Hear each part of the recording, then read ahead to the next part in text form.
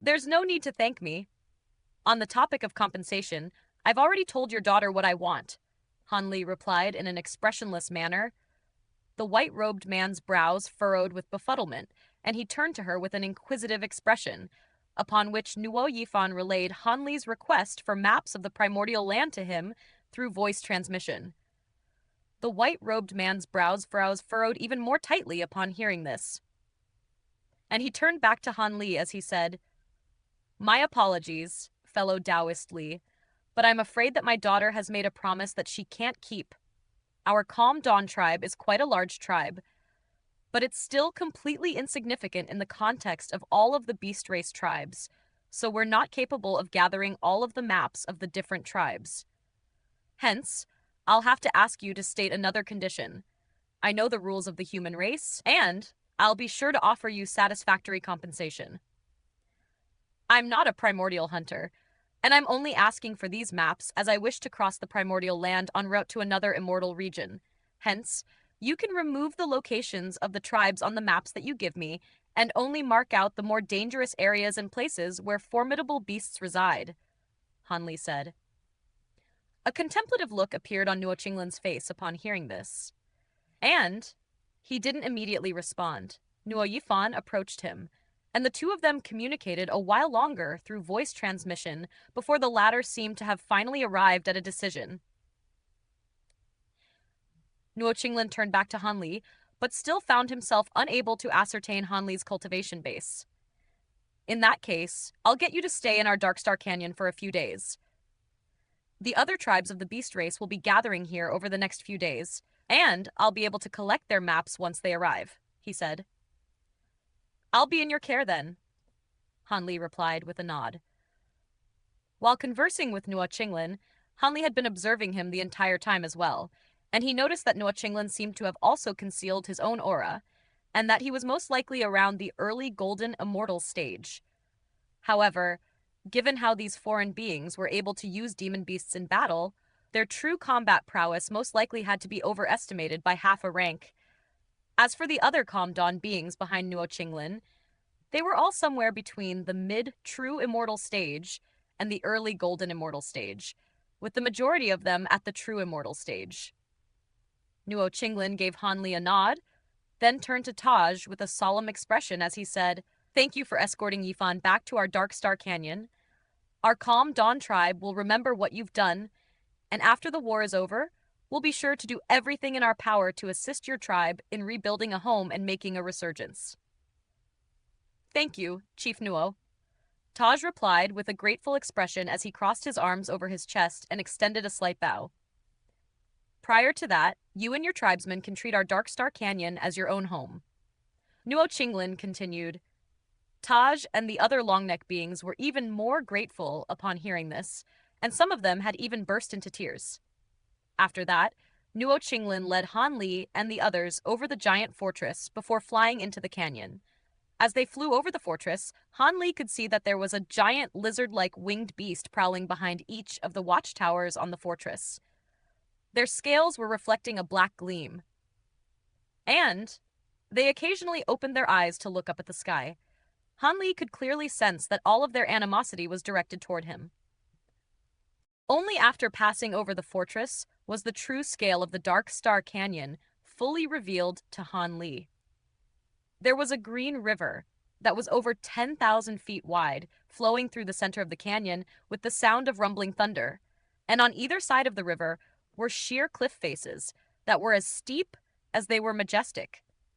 On the sheer mountain faces at an even higher altitude were a series of hollowed-out caves of different shapes and sizes, all of which were interconnected by a system boardwalks that were embedded into the mountain faces to form an enormous and complex cluster of buildings. Furthermore, these weren't just some simple and crude caves. Instead, there were intricate engravings and well-crafted pillars and railings on the outside, and their openings were sealed with round or rectangular wooden doors of different styles that also had beautiful engravings on them. On top of that, these caves were surrounded by moss, vines, and flowers to give them an even more delightful appearance. If the Peacock Spirit Tribe settlement had been a small village in a forest, then the Dark Star Canyon, where the Calm Dawn tribe resided, would be the equivalent of a thriving human city. The Dark Star River within the canyon was a winding river that twisted and turned, and the deeper Han Li flew into the canyon, the more surprised he became.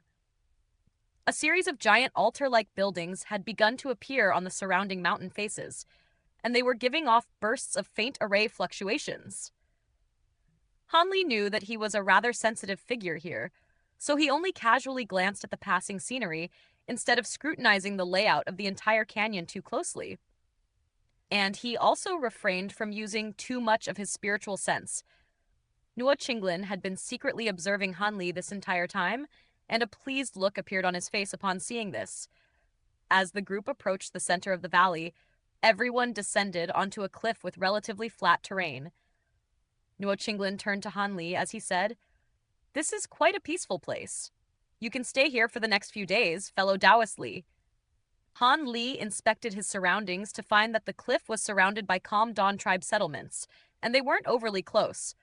But it was very convenient for them to conduct surveillance on this place or surround it on very short notice. "Thank you, Chief Nuo," he said with a smile, and Nuo Qinglin and the others promptly departed, flying deeper into the canyon. Nuo Yifan hesitated momentarily, then decided to stay behind as she approached Han Li with an apologetic expression as she said, "Please don't misunderstand, fellow Taoist Li. Unfortunately, my tribesmen are still quite apprehensive of humans. I've always wanted to ask you this. Why is it that you aren't wary of humans like your tribesmen?" Han Li asked. "Truth be told, my deceased mother was a human, so I'm half human myself." Nuo Yifan explained after a brief hesitation. Han Li nodded in response, and didn't say anything further. After the two of them parted ways, Han Li inspected his surroundings briefly with his bright sight spirit eyes, then descended onto the cliff and began to make his way toward the hollowed-out cave abode there. He opened the heavy stone doors of the cave abode, and his brows furrowed slightly at the state of the cave abode. Everything was covered in a thick layer of dust, clearly indicating that it hadn't been inhabited for a very long time. He swept a sleeve through the air, releasing a gentle breeze that swept out all of the dust in the cave abode. Immediately thereafter, a series of lamps on the walls lit up on their own, illuminating the entire stone chamber while also giving off a faint musky aroma. Han Li looked around to find that the cave wasn't very large, and it was split into two rooms that were only slightly larger than the average room. In the outer room was a stone table and a stone chair, while only a stone bed could be found in the inner room, presenting a set of extremely minimalistic furnishings. After closing the stone doors, Han Li pulled out a series of array flags and array plates before setting them up around the cave.